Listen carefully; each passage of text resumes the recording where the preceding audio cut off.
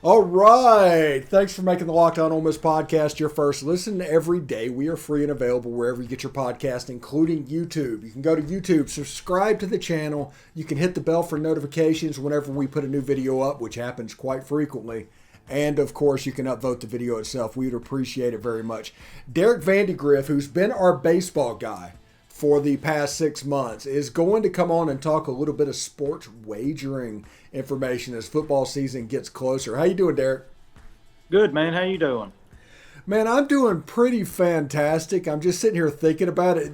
The thing that keeps blowing my mind is in week 0, Vanderbilt's a 7-point road favorite, like 5 time zones away. That blows my mind. Yeah. I mean, that just kind of speaks to where Hawaii's at right now. Didn't think I'd see Vanderbilt a favorite all year, which wasn't really thinking about the Hawaii game. I know they're in tough shape, but man, a touchdown favorite on the road going that far away, it's definitely not one I'm going to touch, but man, that's definitely something I didn't expect to see this year. Yeah, it's one of those situations where you look at Vegas, it's like, do they know something that I don't know? What is going on here? Yeah, and Hawaii, they had the mass exodus last year, after the whole coach fiasco and all that, and they got what was it, Timmy Chang, that old quarterback for them. Yeah, he's the new head coach for them now, and basically having to rebuild that thing from the bottom up. I mean, it's a disaster over there right now. They're trying to build them a new stadium or something, from what I understand. They're not playing at the Aloha Bowl anymore, so they haven't played on a on-campus stadium they have, and I think it holds like 9,000 or 9,500 people, something like that. So, that'll be something Vanderbilt's used to with their home games in Nashville. Yeah, they might outdraw Vanderbilt, actually. Yeah. Seriously. So what are you looking forward to going into this football season? What are you kind of – how about this? What is some bets, not necessarily games, but some way you're thinking about betting games that you can tell other people about before football season starts? Oh, yeah. One of them I really like right now is actually in week 1 instead of week 0. But Oregon and Georgia, I mean, they've got Oregon as a 17-point underdog right now. And I know Georgia's good. They're one of the best programs in the country, and they've kind of taken that Alabama mentality where they don't rebuild, they reload. You see all the first-round picks they lost off that defense from last year, and they're just going to plug 5-star guys in right behind them, But, it's not going to be quite as dominant as what some people thought was the best defense in college football history. So that was a really big number. I was blown away when I come across that, saw they were giving up 17 to Oregon. So that's one I'm going to keep my eye on, and I'll probably end up taking that one if it stays at 17. But, we got a long way to go till that comes. It can go up or down one way or another right now.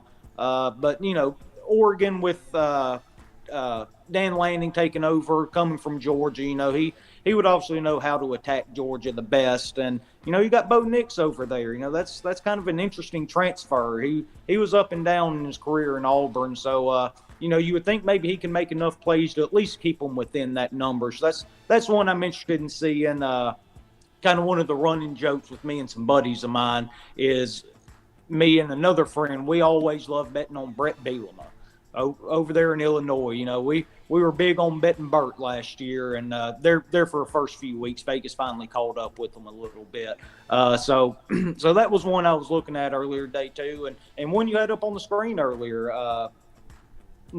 Nebraska and Northwestern. That's an interesting game because they're playing that all the way in Dublin, Ireland. That's a long way for both teams to travel.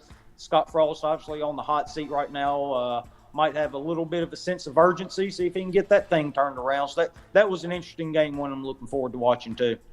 Yeah, it's an interesting dichotomy in week 1 because it's like halfway around the world college football games, because Dublin, Ireland is probably the other side of the world from Honolulu, Hawaii.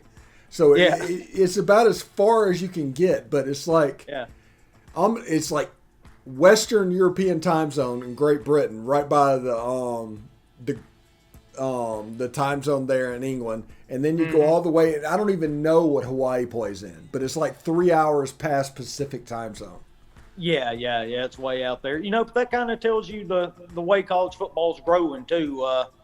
And you kind of see it now with the transfer portal and NIL, all the money that's come into the sport. I mean, it's been coming in for a while. Now they're actually just able to divvy it out a little bit. But, it's not just a United States thing anymore. They're kind of taking the NFL model and taking it overseas. And, I'm sure there's going to be a ton of people there to watch it too. I know the NFL's done well overseas and all. So yeah, they're going to give that a shot with college football. And I think it's a great idea. And I'm really interested to see that game and see the crowd that shows up for it and everything, But again, mainly the Scott Frost storyline. That's kind of the big thing with Nebraska, the alma mater coming back and trying to rebuild that program to what it once was, and it hadn't quite gone to plan. But last year the record didn't really show it, but if I'm not mistaken, every single one of their games was a single-digit game.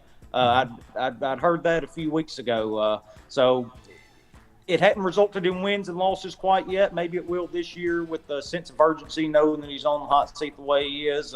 So that's definitely a storyline to follow this college football season. Yeah, with Nebraska, that makes me nervous is last year they had about the worst special teams that I've ever seen in college football. I want to see that that's corrected. So if they can just kick a field goal, get off a punt, they might be in good shape. So Ole Miss ends on BetOnline.net. The line is 7.5 over and under regular season wins.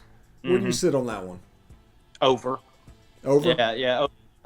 You look at it, I think we win our 4 non-conference games. So now you're talking about going 500 in the SEC just to hit the over, right?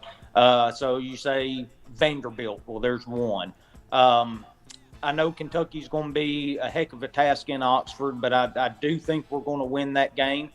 So that could be 2 right there. But any combination of Kentucky, Auburn, LSU, Mississippi State, and that's without having to get into the Arkansas, Alabama, and Texas A&M games, So I think we can get to 8. I think that may be our baseline going into this year, but Ole Miss has got a long way to go as far as answering questions too, right? There's a lot of big question marks we got to answer. Who's going to be the quarterback? How are all these transfer guys going to end up kind of coming into this offense and being able to play? And defense too, we've got a lot of new faces over there too. I think we're going to be fine on that side of the ball. We've developed some real depth on the back end and the secondary and up front.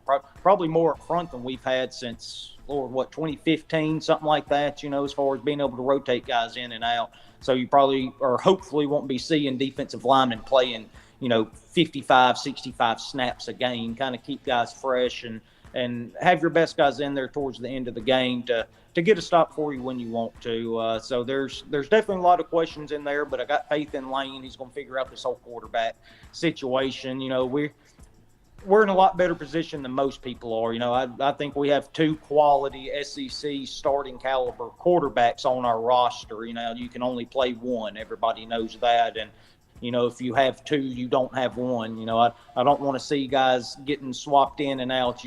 I think he's got to make a decision here in the next week or so, something like that, and start getting those guys acclimated to whoever the first team's going to be. Do the same thing with receiver. And, of course, we've got this loaded running back room, which I think we're really going to lean on this year. I think we've talked about it a couple times, even through baseball season, just bringing football up here and there, that, everybody has this misconception about Lane Kiffin's offense being this wide open, chuck it downfield, throw it all over the place. And, he does do that. He wants to take his shots. But look at him since he's been here. He's been in the top 3 in the SEC in rushing yards overall every single year he's been here. And I expect this year to be no different. He's going to sit back. He's going to run the ball, set the tempo that way, and let that open up the passing game so he can break in a young quarterback this year.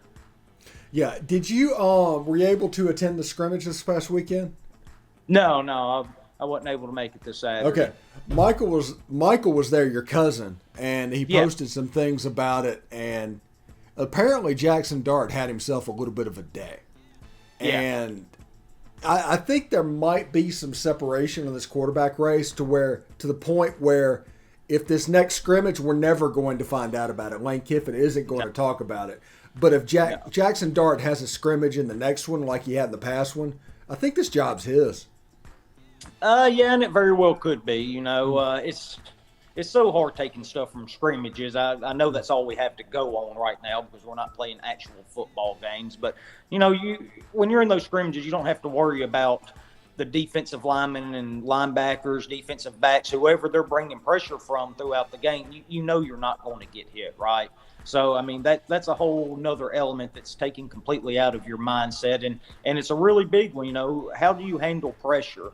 And from what I've read and heard and stuff like that from the scrimmage, we had a heck of a time blocking the middle of our defensive line. We had a lot of pressure coming from the middle of the line basically all game, you know. But again, they're not going to get there. They're not going to tackle them and get them to the ground, this, that, and the other. So, you know, sit there, roll out, escape a little bit, and then fire one downfield. And, you know, it's going to be a little different when the pads come on and you got somebody else on the other side of that ball, though. And that's really what will be interesting to see which quarterback can handle that kind of pressure when they're actually faced with it. But again, kind of like we talked about, you got to make a decision before you're able to see that anyway. So, but yeah, I mean, Dart apparently had a very good practice. I saw Altmaier's numbers too. He seemed to do pretty good too. You know, he's more of a deke and dunk, not going to take too many shots downfield, and that's kind of what he did. And so, you know, I think it all comes back to not turning the ball over for Jackson Dart, and he didn't this past Saturday. You know, that's one thing Lane's not going to put up with. If he's got another option behind you and you're going to sit back there and turn the ball over, he can't score if you're turning it over, and he wants to score, and he wants to score 100 a game. So, but again, that's all questions that will be answered later on, you know, when we get somebody else on the other side of that line of scrimmage. All right. Derek Vandygriff, our gambling expert. He's also going to come by and talk some Ole Miss football because, you know, why not if he's here? Because that's what we want to do is talk Ole Miss football. But we're going to have him regularly like we did during the baseball season to talk gambling and all that stuff and the Ole Miss football games. We might not have him next week. We might have him next week. I don't know yet. But I just wanted to give everybody a look-see of what it might be. Derek, thank you very much for stopping by. And, I'm just really excited, man. Oh, yeah, me too. I'm ready to get kicked off. Can't wait for some Sun Belt on Thursday nights. That's one of my favorite nights of the week. So I'm ready to get this thing started and can't wait to spend 4 days out of my week watching college football. Yeah, that's exactly right. Anyway, get more out of the SEC by making Locked On SEC your second listen. Every day, host Chris Gordy and his local experts of Locked On take you across the SEC in 30 minutes or less. Make Locked On SEC your second listen. Derek, we will see you next time, buddy. Thank you a lot. Howdy toddy, bud. All right, appreciate it. Howdy toddy. All right.